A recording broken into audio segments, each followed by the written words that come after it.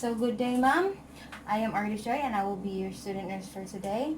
And I will be doing the assessment of the breast and lymphatic system. And before I enter your room, I already washed my hands. And can I ask you some questions? So have you noticed any lumps or swelling in your breast? Wala. Have you noticed any lumps or swelling in your underarm area? Wala. Have you noticed any lumps or swelling in your have you noticed any redness, warmth, or dimpling or of your breast? Wala. Have you noticed any change in size or firmness of your breast? Wala po. So, do you have any discharge from your nipple? No. So, this time for personal health history ta. Have you had any prior breast disease? Wala. How old were you when you began to menstruate? 13 years old. 13 years old. And when was the first day of your menstrual cycle? Nahalimot ako. Wala. Okay. And then, family history tamam. Is there a history of breast cancer in your family? So, lifestyle and health practices na tamam. So, are you taking hormones, contraceptives, or antipsychotic agent?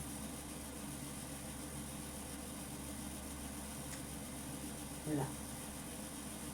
So, do you live or work in an area where you have excessive exposure to radiation, benzene, and asbestos? Um, What is your typical daily diet? kaunutan. Okay. Mora jud ta dili ka mahilig og ano. Are you drinking alcohol or smoking? Occasional. Dili ko manigarilyo. Okay. Occasional ka ga-drink og alcohol pero dili ka manigarilyo. How much coffee or tea or cola do you consume each day? Tausara. Kasara. And do you engage in any type of or do you engage in any type of regular exercise? Yes. If so, unsa nga type nga bra imong ginagamit sa imong exercise? Nalagong Sports bra? Oh. Okay. How important are breasts to you in relation to a positive feeling about yourself and your physical appearance? Unsa ka importante? Um, Ang kuan sa breast in relation sa imong positive feeling about sa imong kaugalingon. importante yun. Do you examine your own breast? So, Yes. Kung yes mga ni, have you reported this to your healthcare provider? Na-report na ba nimo imong examination? Kung mag-exam ka sa imong kuan? Oh. Have you ever had a breast examined by healthcare provider? Wala. Have you ever had a mammogram? Oh.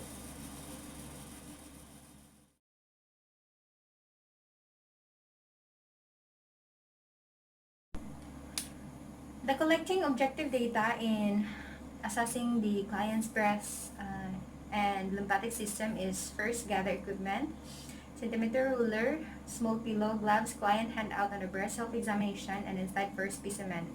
Next, demonstrate courtesy and explain procedure to the client, and then do hand hygiene, and then ask the patient to put on a gown, and then provide privacy. So first, inspection. I-inspect nimo if pareha ba sila og size, symmetry, and then color. Kung maura ba yung color or nabay changes or abnormalities na dapat mo concern ta. And then you're going to ask the patient.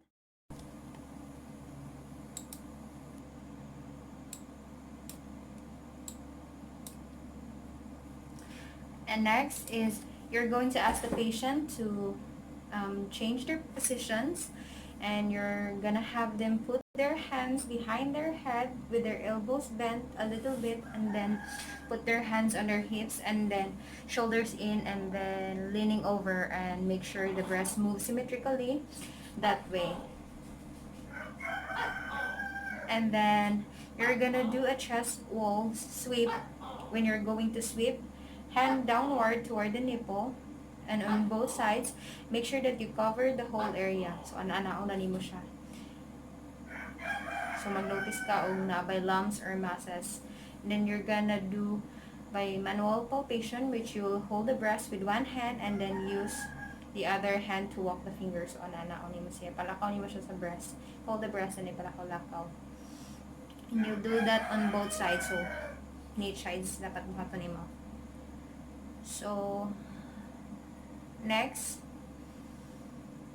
is you're gonna check the axial lymph nodes, and you're going to have them lift their hands up, and then you're going to palpate kani dali sa and brow line niya, and you're going all the way down to the brow line, and then all the way to the elbow, each side. The other hand, and do the same thing on the other side. So dapat isa ang isa po. And then you're going to check the other lymph nodes on your, you're going to palpate above the clavicle. Ano mo palpate using your fingertips, and then underneath using the circular motion. So mag-feel ka po kag lumps and lymph nodes. So this is okay. So you would have the patient lay down and raise one arm and put a small pillow on their shoulder and show them the few techniques,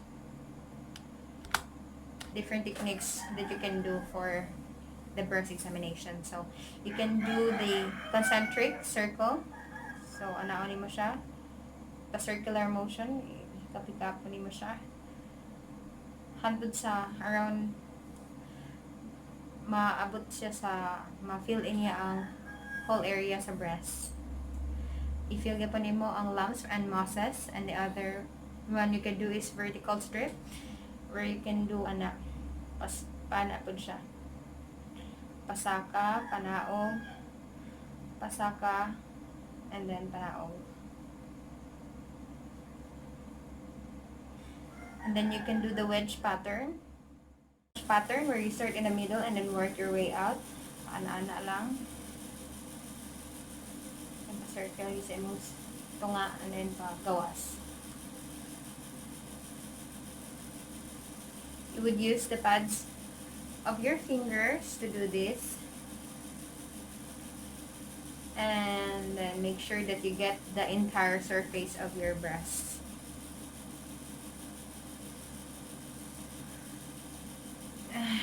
Next, you would take 2 fingers and then push the nipple into the areolar wall.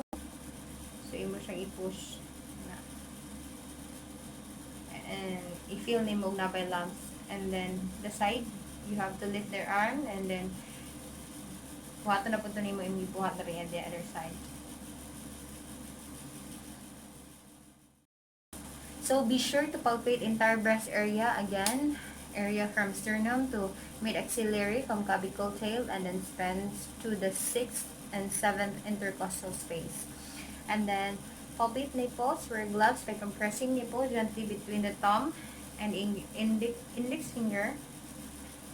And then observe for discharge, elasticity, and tenderness. So, kung naaman gani